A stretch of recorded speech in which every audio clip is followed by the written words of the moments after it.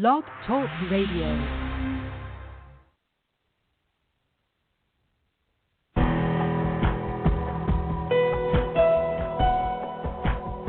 Welcome to our program on Kardec Radio. And now, here's our host, Dr. Vanessa Anceloni. Welcome, dear listener, to Kardec Radio. We are here live from the Virginia studios in the United States of America, and we're connected to all of you, either live or on demand, and it feels so close to one another.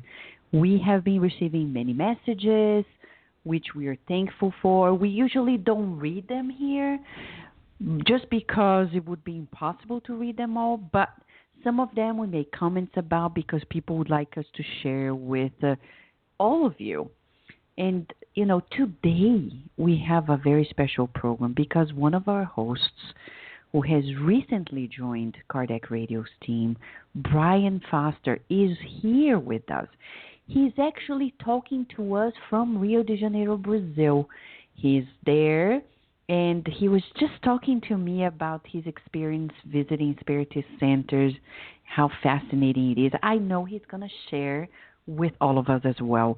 But the program today is also focused on getting to know more about a spiritualist that became renowned and a reference around the world, George Vale Owen. He was British, and he really changed his life when his mother died. And that, in a way, awoke his abilities, his mediumistic abilities, as we say. Later on, he, engaged. I don't like to say converted because I don't think people get to be converted to anything.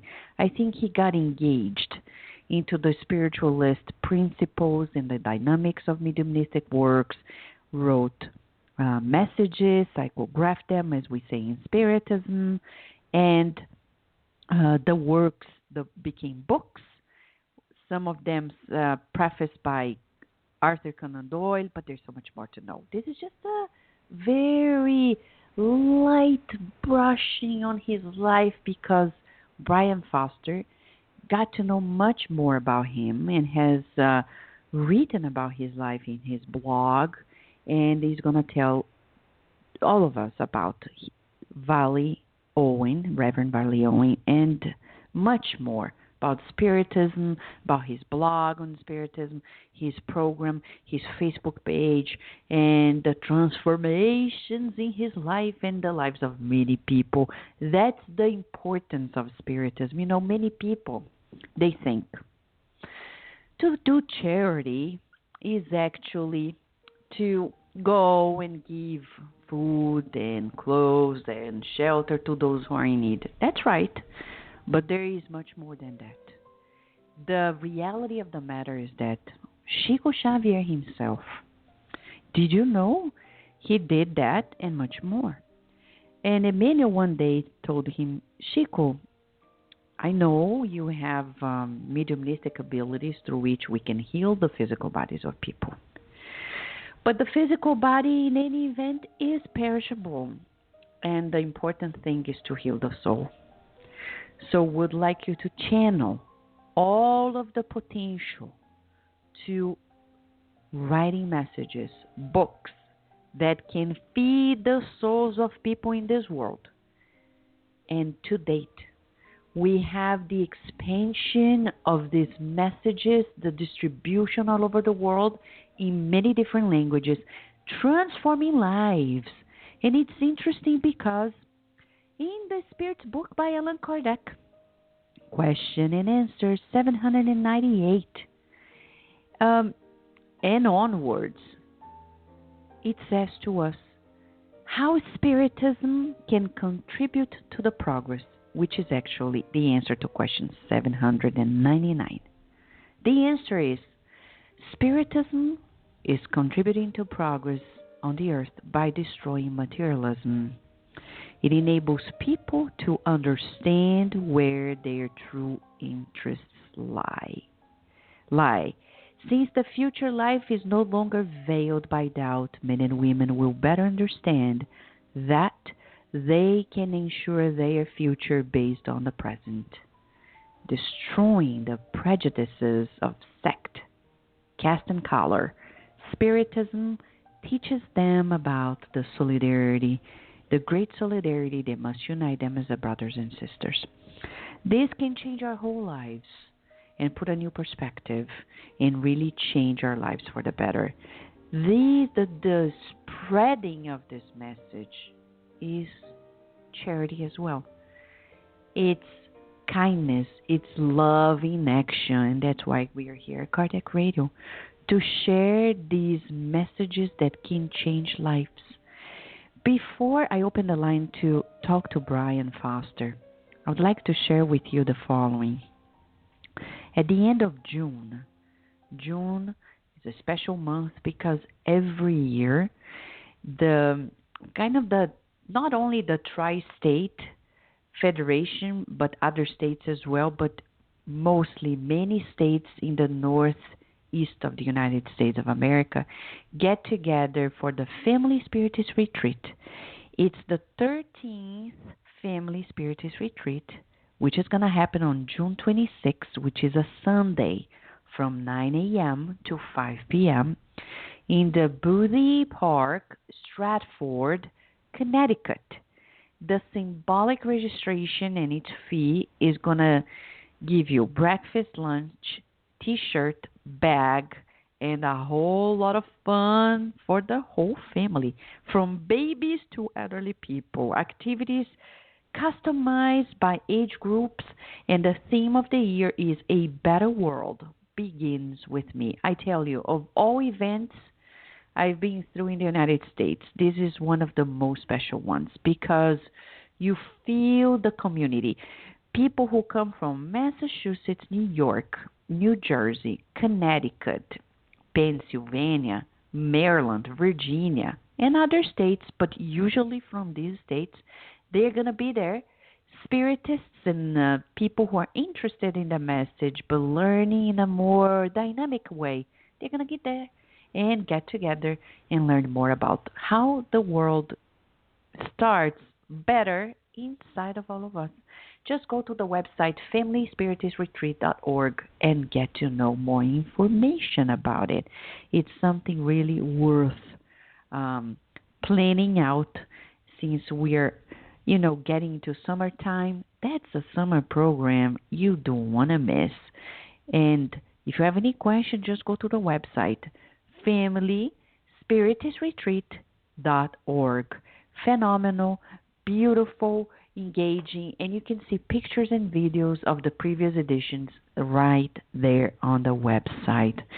Well, right now, to give you a feeling about how Spiritism can transform lives by preventing problems, by remedying issues in our lives, we're going to kickstart the program with a message by Emmanuel, which was psychographed by the renowned Brazilian medium Chico Xavier, and it's in a book that is awaiting its translation, but we have already had it, and we published in the latest edition of the Spiritist magazine, which you can actually acquire free of charge either in your app, Spiritist Magazine, or the website, thespiritistmagazine.com. Let us listen to this message, and right after this, Brian Foster is going to be here with us, chatting a lot about many beautiful things that he's doing and he's experiencing now in Brazil, and also about Reverend Vale Owen.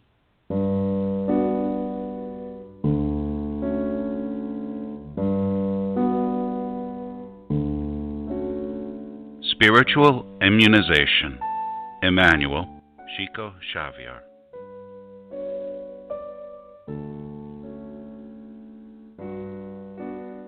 But I say to you, love your enemies, bless those who curse you, do good to those who hate you, and pray for those who spitefully use you and persecute you. Jesus, Matthew 5, verse 44.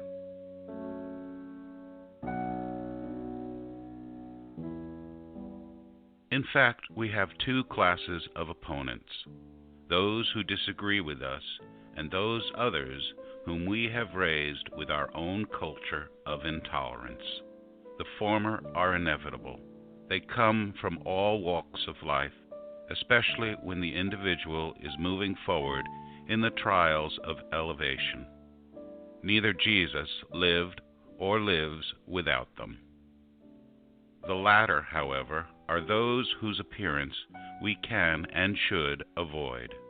For this, let us enumerate some of the losses that we will certainly acquire when we create aversions in our way. Outbreaks of forceful vibrations, centers of systematic opposition, silent threats, closed doors to spontaneous contests, opinions almost always biased regarding us, unjustified suspicions, purposes of retaliation, free antipathies, preventions and sarcasm, hassles, spiritual shadows. Any of the related plots in this list of disadvantages would be enough to embitter a large range of our life, annihilating our precious opportunities or reducing our efficiency, peace, fulfillment, and joy of living.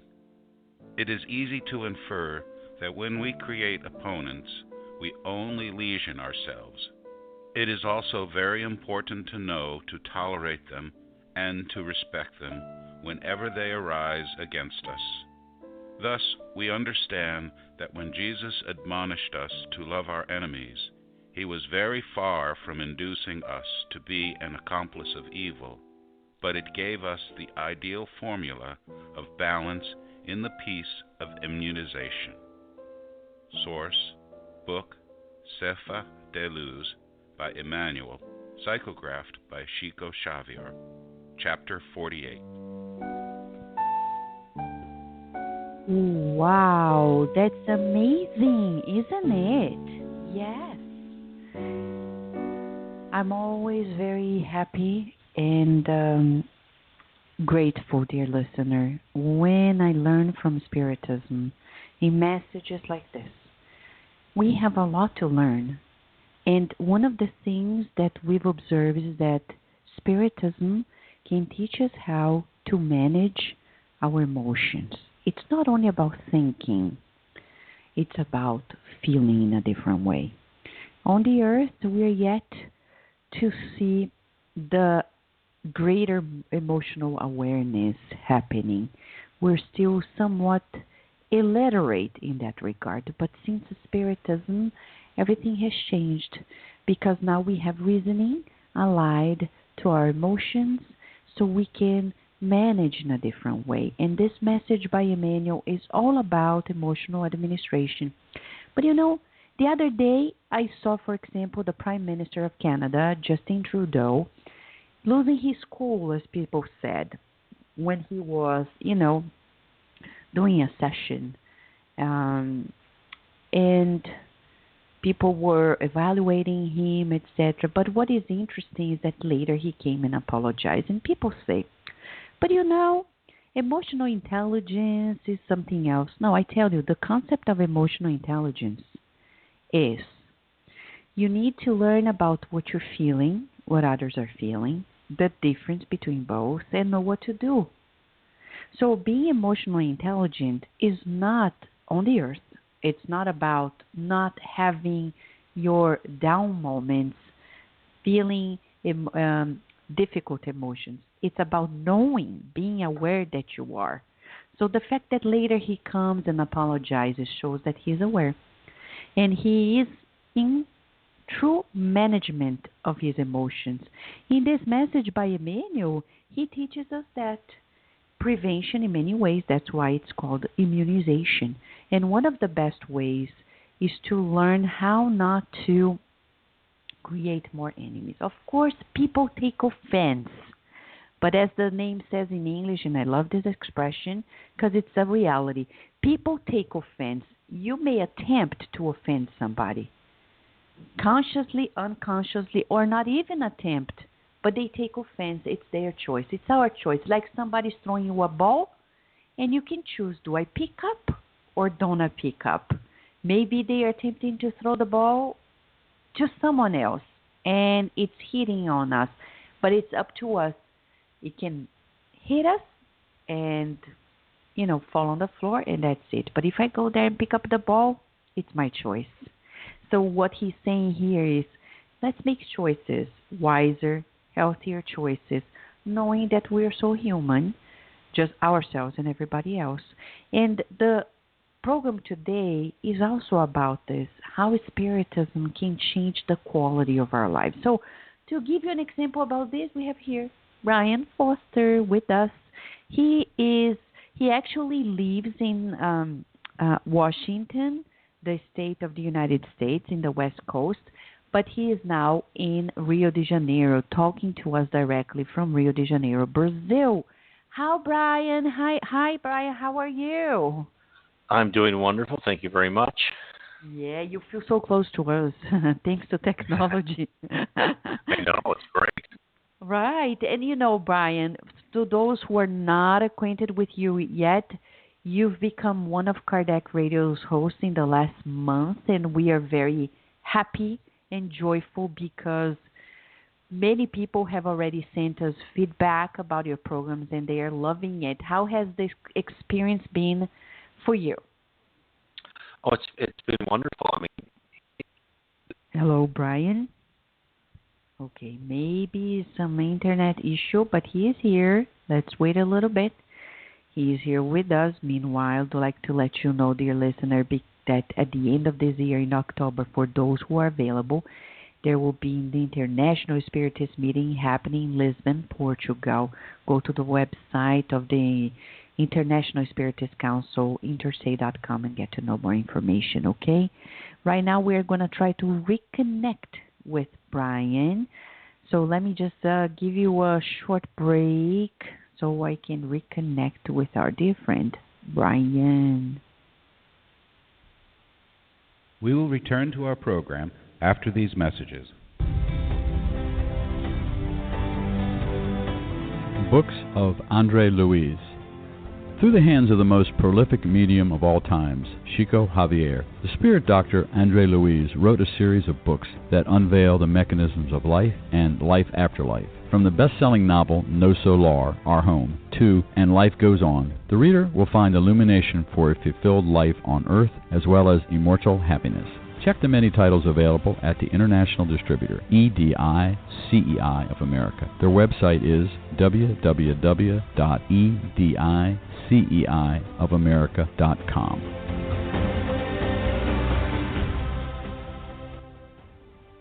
Spread the word. Kardec Radio, to learn more about Spiritism. Spiritist Network, your gateway to on-demand Spiritist videos. www.spiritistnetwork.com.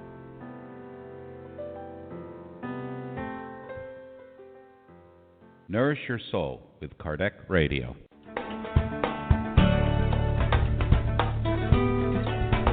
Traveling to another country? Immigrating elsewhere? Prepare yourself by reading the book Among Brothers of Other Lands, in which several loving and wise spirits wrote through the hands of Chico Xavier and Waldo Vieira, telling all of us the tips and hints of a successful transition to a new land. Buy your copy today at www.ediceiofamerica.com.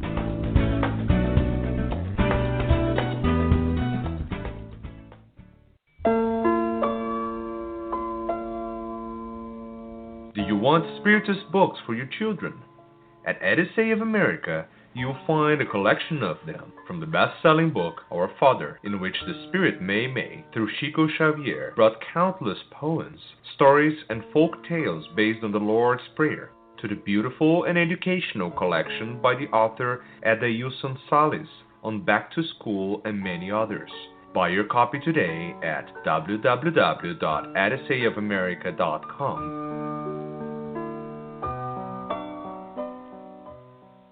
And now we return to our program.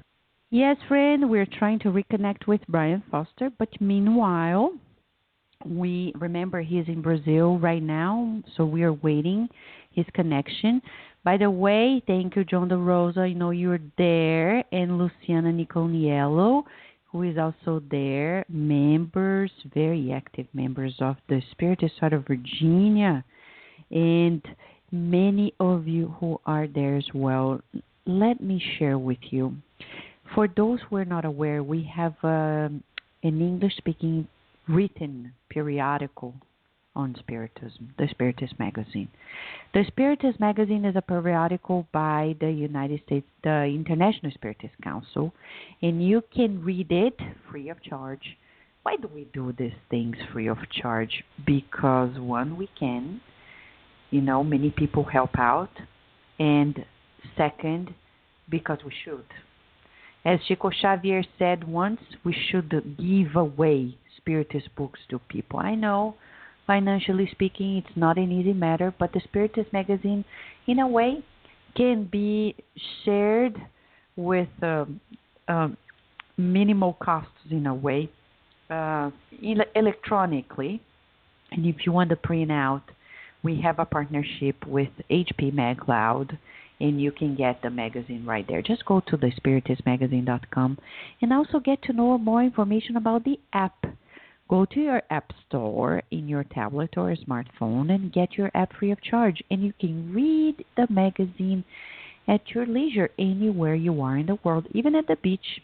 Summertime is coming for many of us in the North Hemisphere, and fall is coming for others in the South Hemisphere.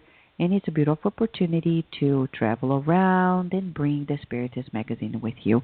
And talking about summer, talking about bugs, this latest issue is about the Zika virus, microcephaly, abortion, and much, much more. Just go to thespiritistmagazine.com and get to know more information. Okay? That's how it goes. And the topic today is about Reverend Vale Owen. We are waiting Brian Foster to reconnect with us. And meanwhile, I would like to share with you, if you have a Facebook page, Brian Foster has his own Spiritist Facebook page, which is Spiritism. Let me get here for you. Spiritism and the spirit world around us. It's a closed group that he created, and this group is fascinating. He shares with everyone things he wrote and ebooks, articles in his blog. He answers to questions that people ask, not necessarily spiritists, people who are interested in the Spirit's message in general. And lately, it's been a month, he has been, I see Leticia has just joined, has to join. Good job, Leticia. She's also a member of the Spiritist Society of Virginia. And I think Brian Foster is back here. Let's check it out. Brian, you're here, right? Yes, I. Yeah, you made it. Great. But the call just dropped.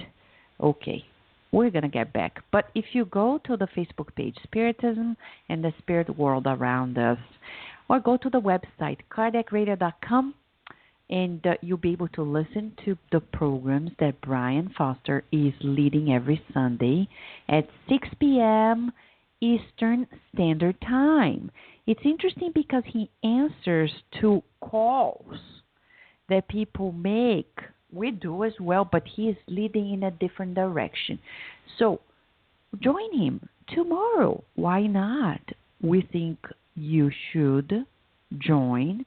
And once you do, it's going to be very uplifting because you're going to listen from somebody who also changed his life to accommodate this message of Spiritism. Let me streamline to you a message as I get Brian Foster connected here.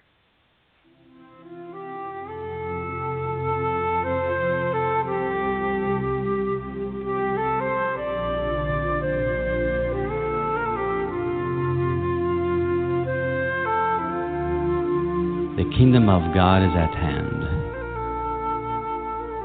Many times said the Lord, the kingdom of God is at hand.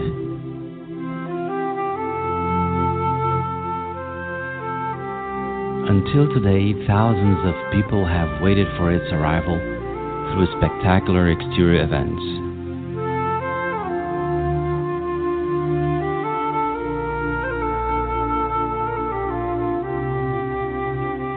Many expected through unspeakable cataclysms and feed their imagination with ghostly scenes incompatible with the divine mercy which presides our destinies.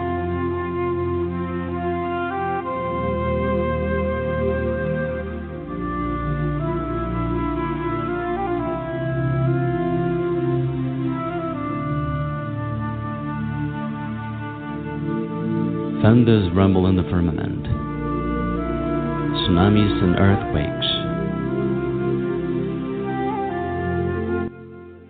mutinous crowds causing ruin, flammable fluids in the atmosphere turning it into devouring fire, withering bombs destroying entire nations. Those people usually count on the uncanny and the fantastic so that they can feel they are at the gateway of the great change. There is no doubt that such catastrophic events may take place at any moment in people's experience in the field of nature. However, far from meaning the kingdom of God, they only reveal the need for a new battle, with a rougher work to be done by those who take part in the evolutional boards of humanity. The kingdom of God is at hand, yes it is, but before all else, in our capacity to build it inside us through the heaven that we can offer to our neighbor soul.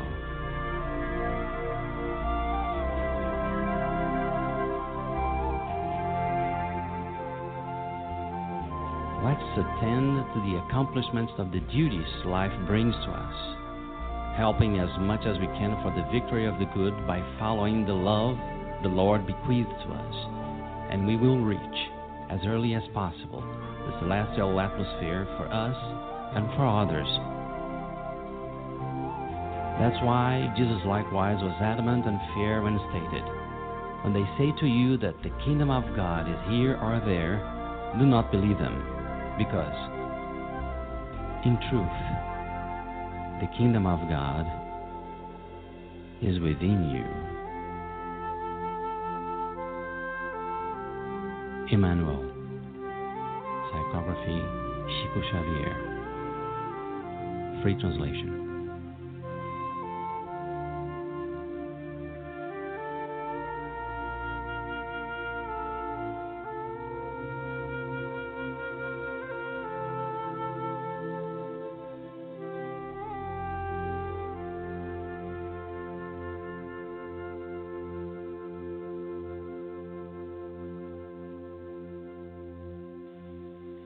Yes, dear listener, every time I listen to this message, I get really moved. I remember when our dear friend, who is also host at Kardec Radio every Friday now, 8 p.m., Spiritist Awareness, kindly edited by Carla Smith, who is a mother of a toddler, and she is there helping us edit every program. Hosts from around the world, they put together the program, and Carla Smith compiles the program, edits the program for you.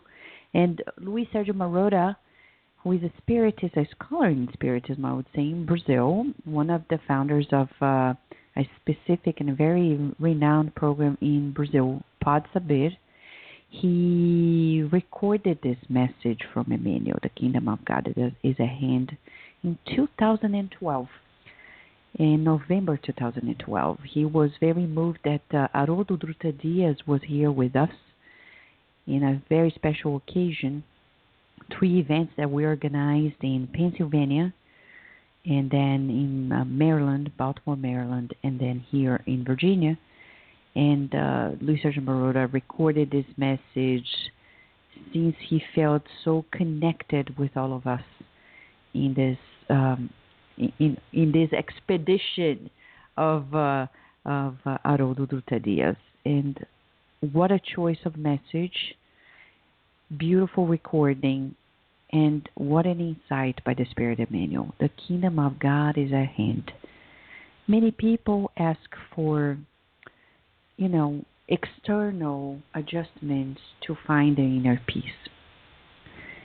And the other day, I recalled Chico Xavier, days in which he said he was so extremely tired. But when we fulfill God's will, we may be physically tired, but deep inside, we're joyful. And that's exactly how it is. And as I said, joyful, I saw Brian Foster connecting with us. Let's check it out. Yes. Are you here, my friend, Brian? I hope I'm here for longer than a couple minutes. I've told everybody in the place, get off the internet. I'm thinking, spirit communication is easier than this. Yes. Talking about spirit communication, the joy of having you here.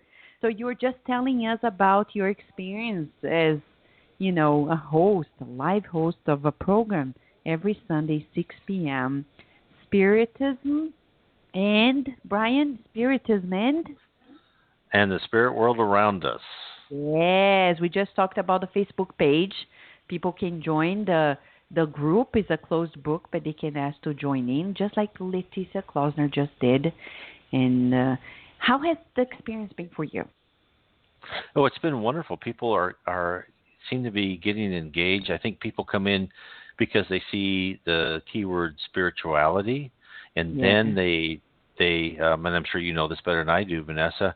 Then they just they learn more. I think there's a wonderful things about spirituality, but then when you get into spiritism, you really understand the process behind it, what the spirit world, what Jesus and God has in store for us, and it all starts making total sense once people get into it. So it's exciting seeing people ask questions and making comments.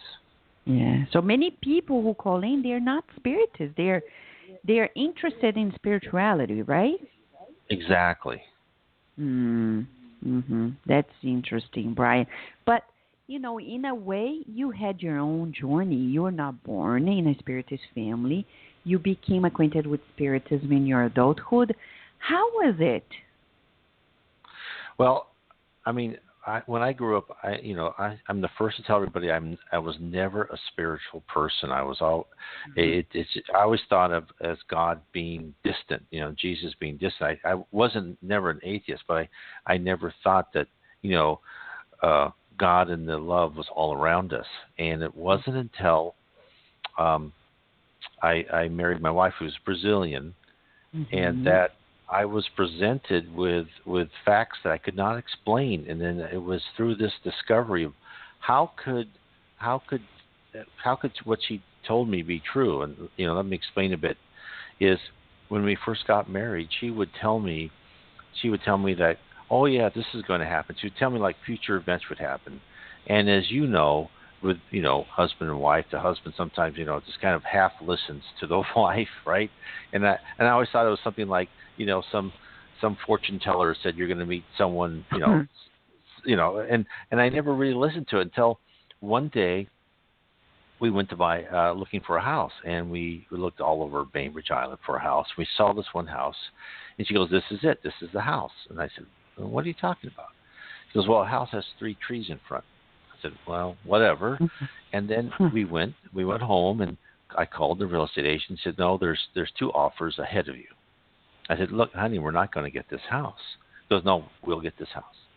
And of course, I didn't believe a word she said. So then, of course, the 2 offers fell through. We got the house, and we drove back to the house, and I looked in the front. I said, "Nope, you're wrong. There's 4 trees in front. There's not 3. And so, we moved in, and a month later, the big windstorm came through, and one of the trees blew down, and of course, there were 3 trees in front. And so, I was like, oh, okay, whatever. But this is what really picked me and got me thinking. And this is when I tell people that,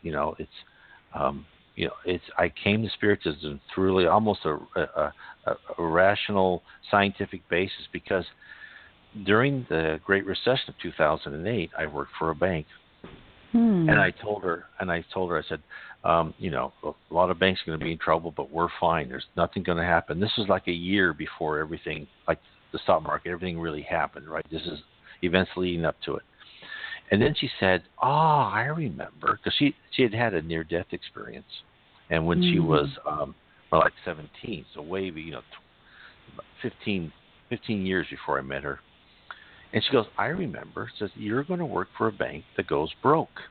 But don't worry, you're going to work for the same bank, but with a different name. And I didn't believe that at all. I said, no.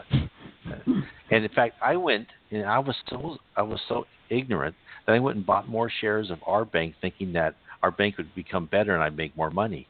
And of course, you know what happened. The bank went broke. It was Washington Mutual WAMU. And so and of course I looked for a job. We were broke, and then she goes, don't worry, they're going to hire you back. And of course, I was only out of a job for like 2.5 months, and they hired me back. But they hired me back at a bank with a different name. And so tell me, you always hear people talk about future events, but how can that future events? I mean, that is almost impossible for someone just to come out of the blue and say that. And therefore, I learned. I always thought I was master of my own fate, right? I mean, I'm sure when you were young, most people listening was thought, well, I decide what's going to happen to me. But that's not really true. You're not master of your own fate. You have free will. I shouldn't say that.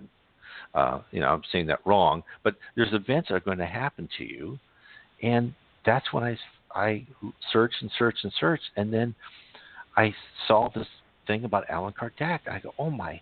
And it's like I'm sure many other people have had the same feeling. Is when you read the Spirit's book, it's like, oh my heavens, that's it, right? And it's just everything. This explains all my questions. And so it was just remarkable. So anyway, that's how I got into Spiritism. Is that now I understand why things happen.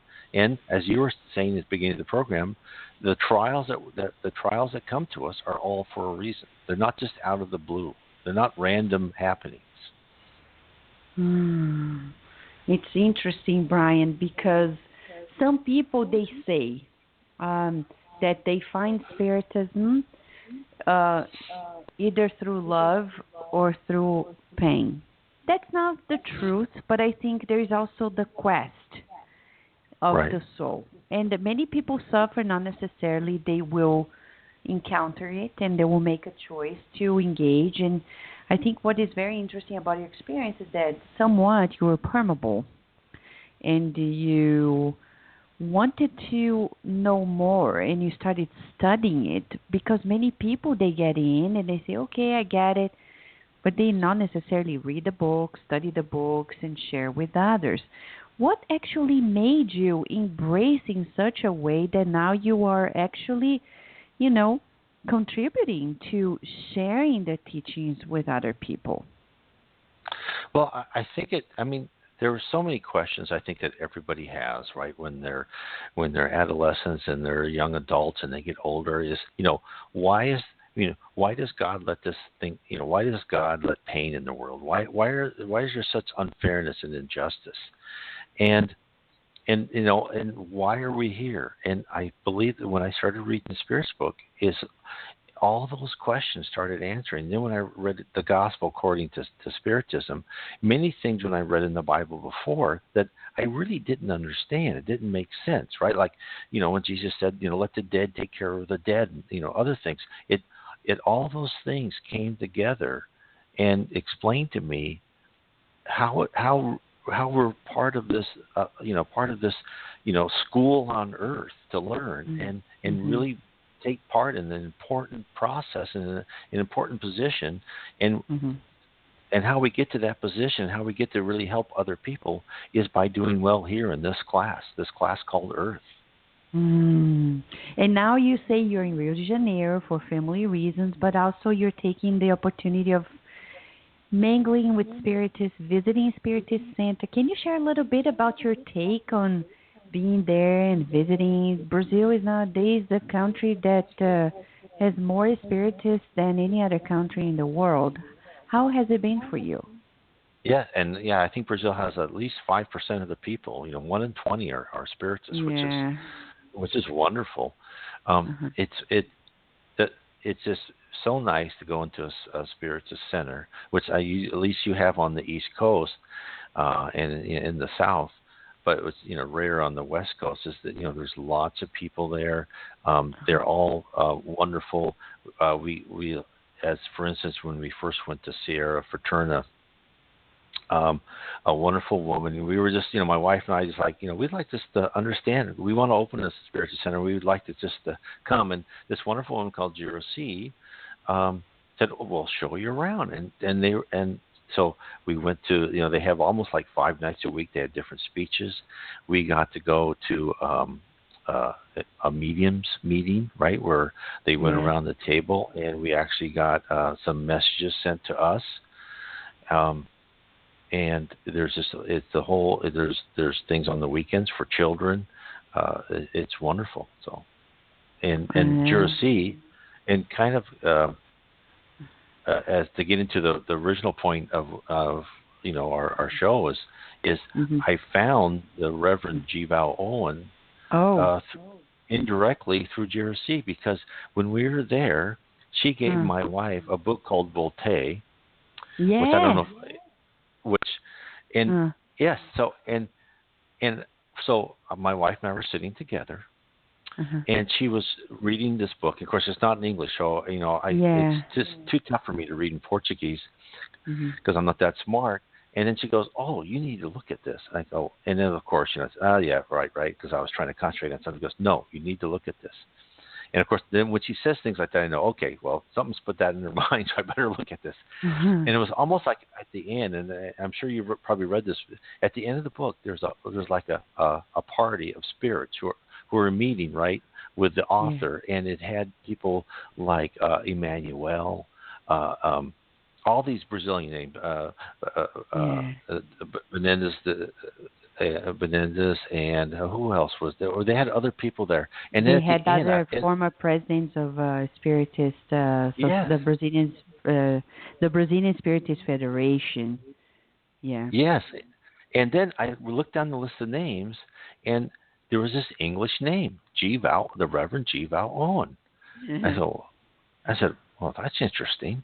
And so I looked him up, and it, just as you said in the introduction, he was an Anglican reverend, but what's interesting about his books is that there are things revealed in this that you don't really see in books by Chico or Emmanuel or Yvonne Pierre or other authors that tells you important things. So it was just they're fascinating, and I'm going through the books now, writing articles about different sections. Oh man, that's amazing. There's a passage, probably later on. I don't know the sequence precisely, but he talks about meeting with Thomas Edison later in the book. But it's interesting. So that's how you became acquainted with the Reverend Owen. So it's fascinating to see how he actually got to know more about the spiritual reality in the sense of the spirits, communication with spirits. And in his case, we're just talking about how we become acquainted with such things. Sometimes life presents to us a circumstance that pushes us to think deeper and to pay attention to details we were not actually paying much attention. In his case, it says the death of his mother actually triggered his mediumistic abilities, and he started receiving messages. Was that surprising to you, coming from an Anglican reverend? Well, yes, it was, and it was surprising to him because it took him more than 10 years to actually believe And he said 25 to absolutely believe what he was hearing in his mind was real, right? I mean, so he was very careful. He didn't go and say, "Oh, I'm talking to spirits, everybody." He did not believe it. So he started talking in 1910, but it wasn't until 1920 that he started actually allowing some of this to be published. Uh-huh. And do you know they say here that he started receiving messages and through automatic writing, but he wasn't. It is automatic writing because he wasn't aware, right? Yeah, I mean, it was automatic. Yeah, it was. He could almost. It was almost a step up from an intuitive. He just so he didn't automatically write. His hand didn't move involuntarily. So he felt things were being talked to him.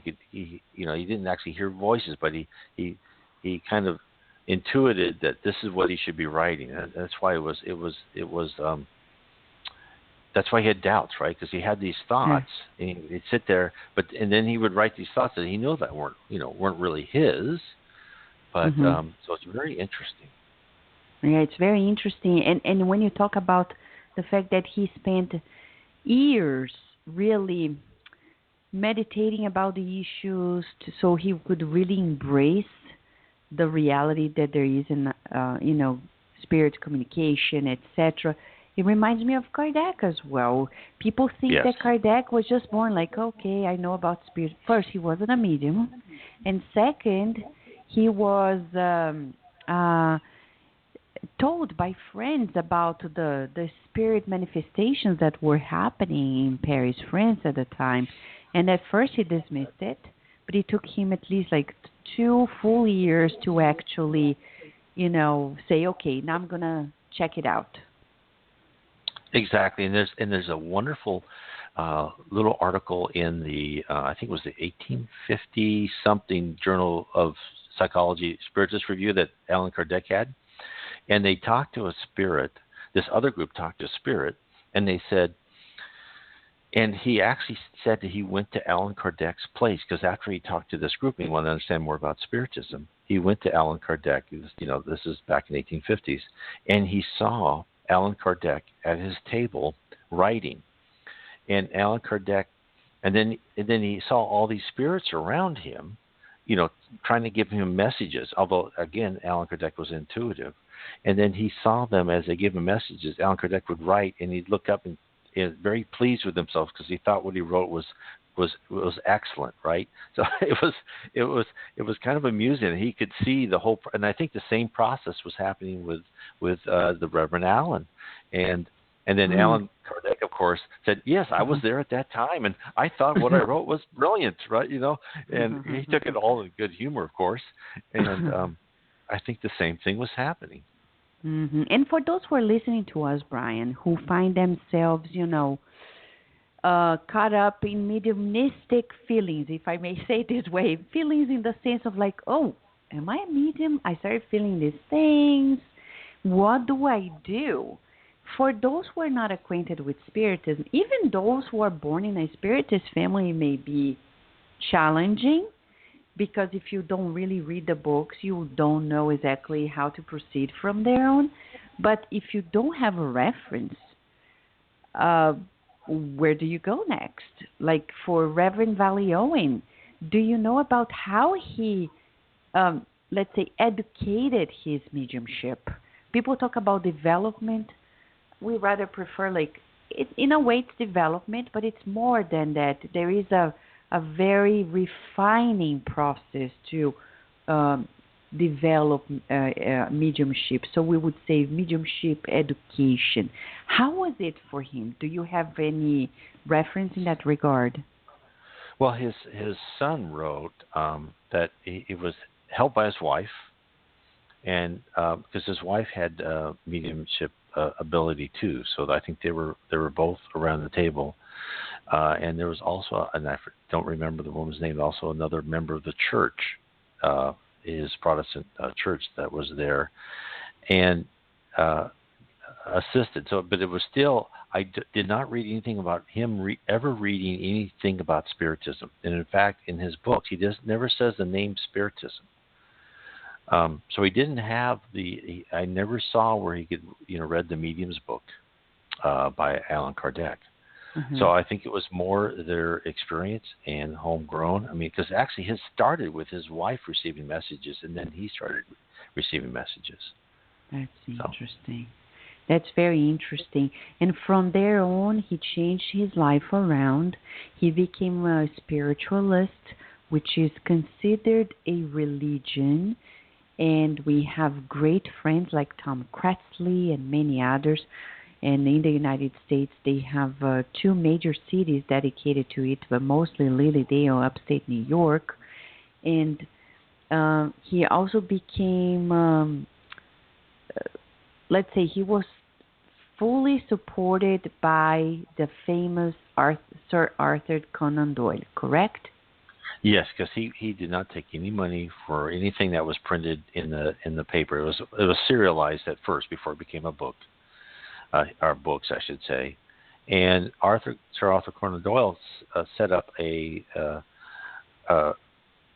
pension for him because he was forced to withdraw from the Protestant Church. Wow. For the Anglican Church, and that's how he lived, on the charity of others. So what a great person!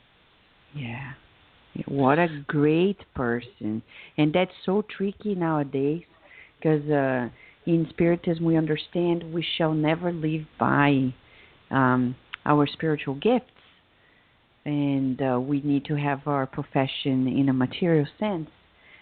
But in this world, it's very challenging. And we have to be very observant of the boundaries, so so we understand the spiritual laws of the spirit interaction, the spirit communication, to make it continue to keep it pure. So, what else in his life, his books he published, and other things called your attention? And can you remind us, if possible, I don't remember exactly that passage in details, but when you talked about this book, Voltaire, psychographed by Chico Xavier, that talks about the Reverend, what was the topic of their conversation, or why did they refer to him there? Well, it was at the end of the book, and there was a party for the author of Voltaire, because he lived in the house close to where I'm staying now. He was in a person pretty high up in a spiritual center in Rio, and when he returned to the spirit world, he was surprised that he wasn't brighter. He wasn't as high as he was, and he learned that he needed to retool himself, and the whole book, from what is my wife described, is just him learning how to really become a good spiritist. And at the end of the book, they had all these people come together and congratulate him and have a party for him, because he had advanced, and that was the list of the participants. Yeah. But what surprising? Yes. And what G. Vale Owen has done through because he talked to his mother, and he talked to some spirit called Astriel and a spirit called Zabdiel, and Astriel was more, and G. Vale Owen said, as we're told by Chico and others, there's many levels of heaven. And what we see in the books by Andre Louis, we see, kind of the first level. His mother is a level above, right? And we get these little hints at other levels of heaven in the book Renunciation. I don't know if people remember, like the first part of it for Alcyone, when they talk about her life and how she's at this wonderful city. The city almost vibrates with life, and the buildings, and how beautiful that is, and and why would she want to come back, reincarnate on Earth? You could see it bliss at a very much higher level of heaven. Yeah. And GVO and the spirit Astriels and Zabdiel really shows us these higher levels. They reveal that as you ascend, what is happening, and he reveals that there are colleges and there are courses of study that you do to teach you to control your mind, to create with the force of your will. And so this is what is just so exciting about his book, is it gives you another whole view of the higher levels of what's going on, and what us as individuals need to it's like you said in the beginning, change our thoughts, mold our character, but not just keep our mouth shut at good times, but really change our whole thinking. Yeah. It's interesting you're saying this, because the other day we have an adorable former priest who comes to the Spiritual side of Virginia. He's reading the Spirit's book, very interested, and we were talking about, though we talk about both worlds and the spirit hierarchy and the organization in the spiritual realm, the focus of Spiritism is on the very present. It's not on tomorrow. It's about the very present. So it fosters self-knowledge, as you're saying, and self-knowledge from a bigger, a greater perspective. It's like, we had previous lives, we have this life, and we'll have future lives. And the impact of previous experiences on today needs to be understood so we can plan out better sowing for tomorrow. So it's like a continuum. I think Spiritism it gives us a panoramic view of life in itself. And I love your blog. By the way, I want to mention, Brian, to the listener, go to NW Spiritism, Northwest Spiritism, Explore Your Destiny is the blog. Brian Foster created it, and you can see some of it in the Facebook page as well, Spiritism and the Spirit World Around Us. But if you go to the blog, you'll be able, one, to connect with the articles that refer to these very issues we're mentioning and much more, and specifically to the programs he's hosting every Sunday at 6 p.m. Eastern Standard Time. He has the links for every program there. By the way, this blog is fascinating. The latest article, I'm just as a teaser, Brian, for the listener. Obsession, how unkind spirits can use our own thoughts against us. Love it. The way you phrase it, it's very intriguing, and I think it brings probably preventative tools for a better life in all of us, right? I hope so. Yeah, and it's just you get to all these nuggets from Andre Luis's book. I mean, he's him and the group that created the books are just wonderful. But there's so much of this small nuggets of knowledge that when you read the whole book, when you read it once, and I'm sure other people are better than I am, but you read it once, you really enjoy the book. But then if you read it again, you start getting passages, right? And you start really getting, it's amazing. And what about these, books you have been writing, and they are available? People can get it in the Kindle format or in paperback. And I love the titles. Would you like to share some more for the listeners so they become acquainted with it? Well, and so basically my books, the reason I started writing them is because people, when we were talking to people about Spiritism, people would say things like, I tried to read the Spirit's book and I just couldn't get into it. And so I tried to start with, what is reincarnation? So I tried to survey everything about reincarnation. It's called The Case for Reincarnation, Your Path to Perfection. And I just try to make things easier for people, and I try to make them, this Kindle format, so it's not expensive, and it's you can easily get it. And the same thing with paperback. I've been told that people like paperback, not Kindle, which I've seen, and it's just kind of a survey of the spiritualist literature about what they say about reincarnation, and then. The second one I did is Explore Your Destiny, since your life's path is mostly predetermined. And again, that's more of the kind of the upper layer of how the spiritual world works, the process, the organization, where we are in that, what it means to us.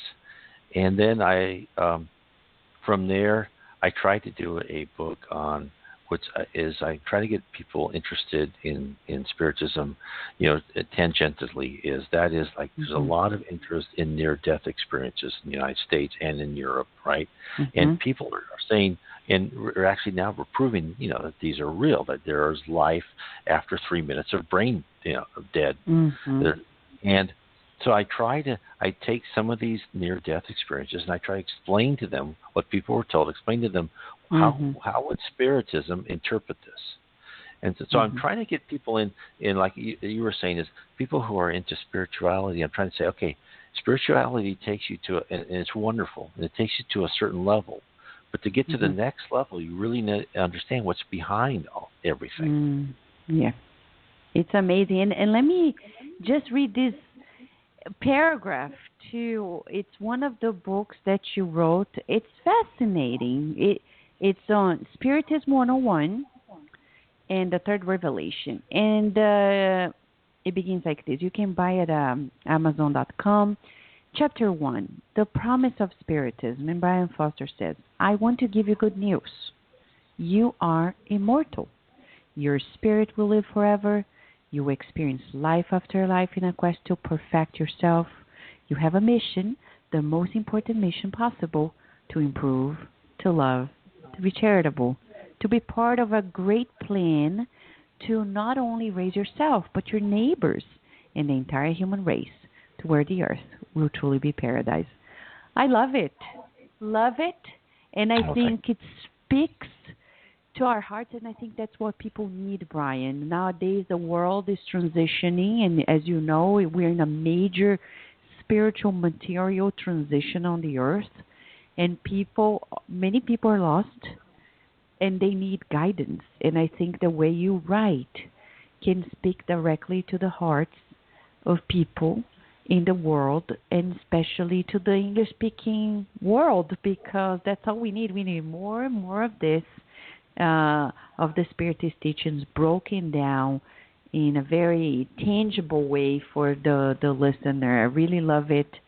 And we recommend to all the listeners, go to nwspiritism.com and get to know more about these books, how you can acquire. Go straight to amazon.com and type it in, Brian Foster, and the books are there in Kindle format or paperback.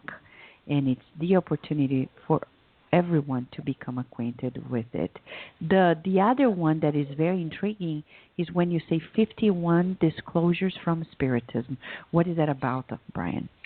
So that one I just kind of took one of my smaller articles on my blog, and I just put them together and I categorized them, just so people could just see interesting things. So it's just one of those things, like a lot that Chico wrote with Emmanuel, just like each chapter another part, and I liberally copied from Our Daily Bread and things like, and I just kind of said that this is here's a teaching that's in this book, and this is what it means to me.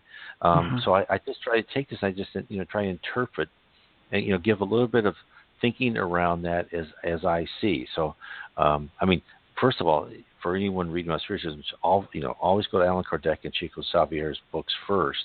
And I think mainly what I is kind of give a more of a understanding of the system around it. I try to bring together different aspects and subject by subject, those type of things. Brian, I know this question may be tricky, but we need to ask you. You have become deeply immersed in Spiritism, becoming a scholar, sharing the teachings to many others. But what would you say in the English-speaking world? What are the potential challenges that we face in this dissemination of the Spiritist ideas? Well, that's a very good question. And as an example, on my book, Case for Reincarnation, I had someone, review it on the website saying, I really liked the book, but you spoke too much about God and Jesus. Yeah. And it's like, part of me wants to say, well, how else am I going to do it, right? And it's a wall, and it's actually worse in Europe than the United States. It's this wall that you should not talk about religion to anybody, and if you believe in God and Jesus, there's something a little bit wrong with you. And why do you need that crutch? And that is, this is what's so nice about Brazil, because even people who aren't spiritists don't mind you talking about this, right? But in the United States, you really have to watch what you say, and because our culture is so materialistic. I mean, it's just, commercial after commercial, everything. I want this newest car, I want these new shoes, and that is how do you get people to open up and say that, God is wonderful. Jesus is wonderful. It's this love all around us, and you're not on earth. You're not on earth to make as much money as possible. Yeah. You're true. Yeah, it's truly materialism that is blocking our way and the comforts of life, right? Because when people are suffering, they're opener.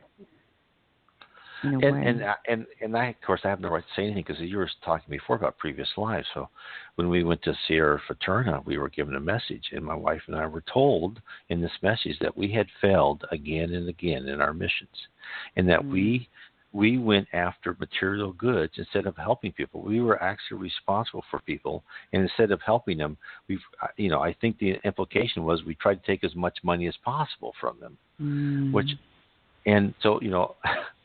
Yeah, I understand that. I mean, and that's why it's like, in my life, an example, I talked about this in the book. The problem is the solution. Because things happen to you because of what happened in previous lives.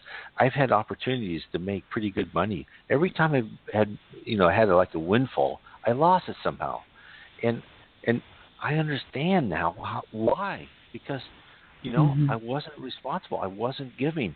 I was selfish, and now it's like, fine, okay, I understand, and this was actually good for me. It says that you can live without having the best of everything, right? You can live simply. Yes. But people don't understand it. They think when you make that choice that you are, simply lazy, or you're just like, being a Franciscan, and that's not exactly what it is. It's a different insight about life. We see it from a different perspective. For example, you have a big house, okay, then you realize, do I really need this big house? Could I go smaller and just, use the money for something else, more productive for, beneficial to other people, not only myself, and then say, okay, so let's do it. Let's sell the house and do this thing. So you change. We're supposed to improve our lives, right? Exactly. And I think what you said too about, people think, when you reject this stuff, people think that you just rationalize in a way your own failure, right? Instead of making a conscious decision to become more spiritual. And those are hard things. I mean, those are hard things. It's like being in high school and having to go with the crowd, right? Those are hard currents to swim against. Yes, and it's interesting because even people who are acquainted with Spiritism, it's the learning process, and I see people like, when they are in need, they want people to help them out spiritually. But when everything is fine, they prioritize their material goals. Yeah. So it's like, I want everybody to take care of me when I'm spiritually in need, but when I'm well, I don't partake into the teamwork effort of helping others. So it's very paradoxical. Even when we learn of the Spiritist teachings, it's still like a process of accommodating, adapting to the new thought, if I may say this way, right?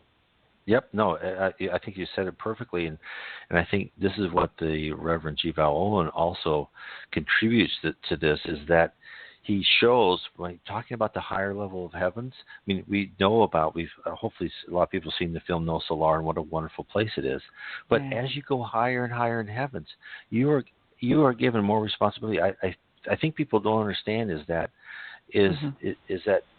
as the higher you go, the more you actually use the force of your will, your mind, to create. And you have, in order to have that much power, you have to have a lot of training. And that's why we're on Earth, is to be trained to be calm and cool and loving and fraternal in all circumstances.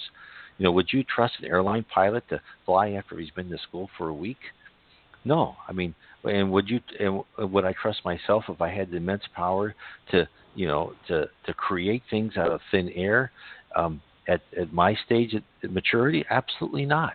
And so you'll see from Reverend G. Vale Owen, you'll see how the higher you go, and they actually have colleges where people explore, where they'll actually get together a group and they'll say, okay, create an elephant, and then they try to create an elephant and they laugh because it's all wrong, right?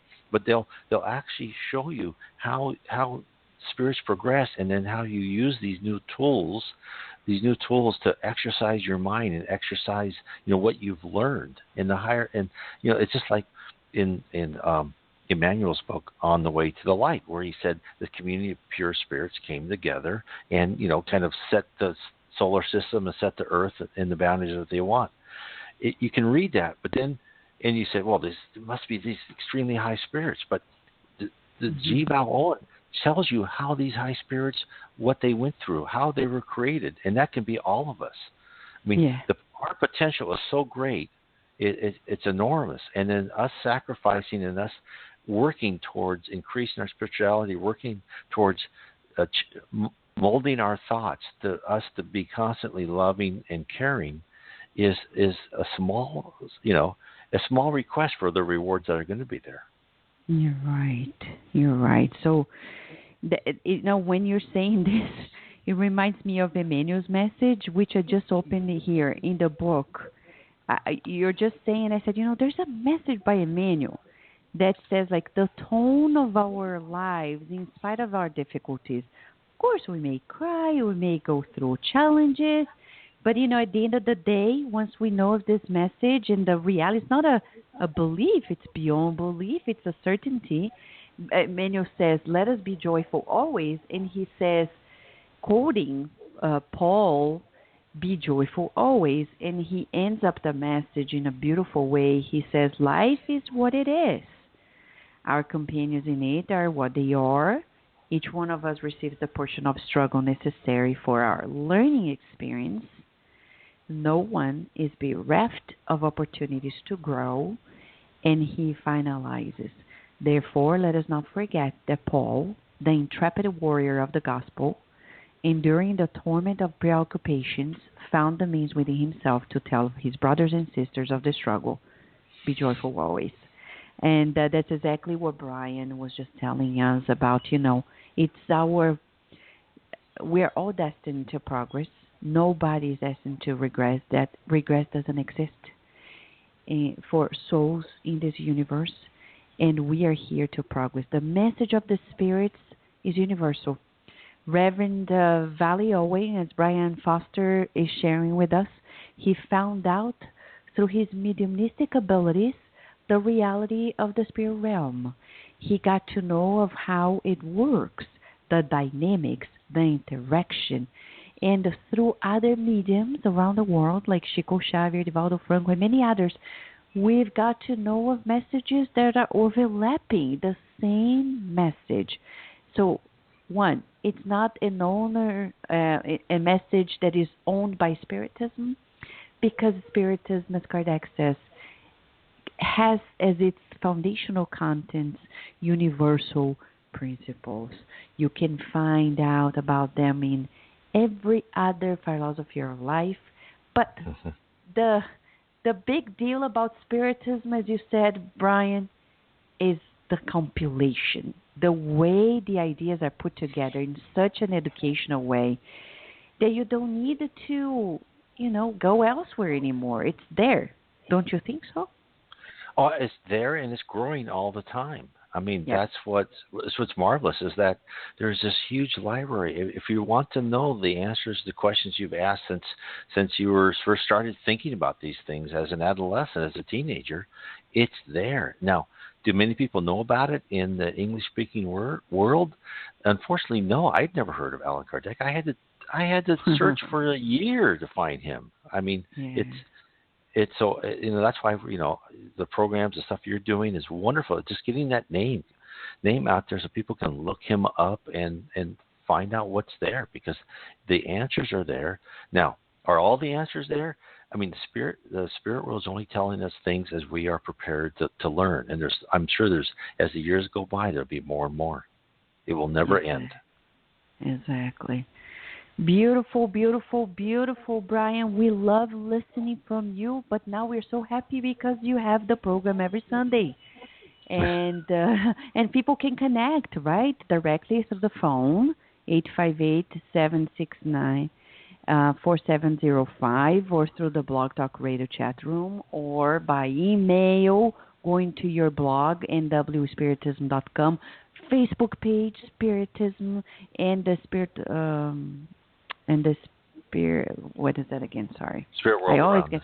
The Spirit World Around Us. And there are almost like 1,000 members already in the group, correct? Yeah, it's about almost 900. Yep. Oh, it's amazing. It's amazing. And at kardecradio.com, you can also, dear listener, ask your questions to Brian. We'll always forward it to him, and your comments. And by the way, we're very grateful to all the hosts of all programs, of all editors, and everyone who is helping, contributing, sharing this news of Kardec Radio, Spiritist Magazine, and Spiritism in this world. Brian, for those who are listening to us and still need a message, what would you like to say to wrap up our program today? Well, I mean, I think the message is the message that as you said before, the theme of almost all the communications and everything we hear from different authors and actually from different religion, it's always the same. It's if we can follow the golden rule, right? Do unto others as we would have others do unto us. That's really the key. That's kind of, if you want Spiritism in one sentence, that's it. And I think the more we can try that, the more everybody will benefit. Yes. Brian, in the name of Kardec Radio and in the name of the listeners, we want to give you a virtual hug there in Brazil. And thank you for being with us here today, for studying Spiritism in such a diligent and devoted way, and mostly for sharing. Because many people, they keep the good to themselves, but you say, I can't. I need to share. And thank you, your wife, your whole family, for doing this to the world, for helping all of us grow stronger. Thank you, Brian. Oh, thank you, and for everything for you, Vanessa, everything you've done, and all the Spiritist, assistance you have there on the East Coast, and God bless all of you. Thank you. And by the way, as Brian is just reminding us, I can't forget to mention that we have just started this new international, it's a coalition to help parents around the world. SpiritistParenting.org. Please go there. If you know of a parent-to-be, of a parent of a baby, toddler, teenager, an adult child, ask them to connect to us. SpiritistParenting.org or SpiritistParenting.com. We've come to the conclusion that to help our world, we need to give support to parents. Parents, if they really know how to proceed, we create a better generation and the world gets better. So you can also participate as a volunteer. Just write to us at info@spiritistparenting.org, and we'll be happy to have you in our team. In the very near future, I think it's either the end of June or July, we're going to have a specific program talking about Spiritist support for parents, what it is, what we do, and we're going to answer many of your questions. The beauty is that we have weekly tips, Spiritist Insights for Parents. It's like short, very, very short, 1 to 3 minute clips answering questions, major questions on parenting for parents around the world. And we can live better and create a better generation raise a better generation, a happier, more fulfilled, more focused on serving the world and thus creating a better world. Are you excited, dear listener? Me too. Very grateful to Brian Foster, his family, to the spirits who guide him and his efforts, and to all of you who are here with us. Should you have any question or suggestion, please write to us. Don't hesitate, because sometimes your question or suggestion is going to help many people. You know, we have listeners in more than 96 countries around the world. And we have so many venues for people to listen to Kardec Radio that sometimes we are lost in the statistics. But what we know, it's growing strong because the message is universal and it's here to help all of us. Oh, yes, our dear Luciana Nicoliello, our dear friend who is a very engaged, active member of the Spiritist Society of Virginia.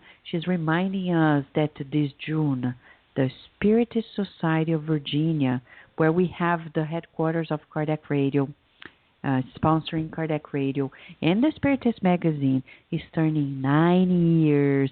Thank you, Luciana, for sharing the good. And, you know, want to remind, there are 2 other centers in the United States that I know are also turning 9 years of its foundation.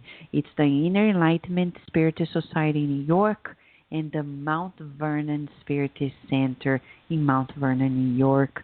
And the 3 centers always celebrate their anniversary in the very same year. I recall when we all began the efforts, also thanks to the help of the team at the Spiritist Society of Baltimore. So, dear listener, how about wrapping up by praying? Prayer can also be charity. Let us pray. Let us pray to the people who right now are suffering. We don't know. They may be at a hospital. They may be suffering in their own homes. They may be suffering homelessly. They may be undergoing cruelties. We don't know. Let us pray. Let us visualize the loving hands of the kind messengers of the beyond, visiting each and every one, from our dear animals to human beings, to the plant kingdom, to the mineral kingdom, the creation on the earth. But we ask you, dear Lord of life, to multiply the crumbs of our love with everyone around the world who is undergoing an extreme situation and are at the edge of desperation, madness. May they feel loving hands caressing them and telling them how much they are loved, embracing them with new hope, voices of the beyond of their guardian angels telling them, with our crumbs of support multiplied by your infinite love. Raise yourself up and believe you're loved, and this is a passing circumstance. Everything shall pass. Look forward. The storm is going to end, and the sun is going to shine again. Thank you, dear Lord of life. And thank you for bringing Brian Foster to us. The beautiful writings, the inspiration, and him and his family continuing this path of love and light, illuminating lives around the world. Dear listener, may I say we love you? We do, because no matter the circumstance, we are here with you, and God provides so. Thank you so much. Please receive our hug, and never forget, God is loving you no matter what, unconditionally. So let's keep receiving His blessing wherever we are. In a week from today, we're going to interview the author of a book that matches so much what we need to know. The Transcendent Mind by Sunita Patani, The Missing Piece in Emotional Well-Being. We're going to be interviewing here at Kardec Radio, but meanwhile, we have lots of programs. Kardec Radio now has new programs every day of every week, and you are welcome to join us. Much love to you, and till next week. Thank you for listening to Kardec Radio, broadcasting live every Saturday morning at 11 a.m. Eastern Standard Time. Email us and share your comments at www.kardecradio.com. Until next time, we wish you many blessings.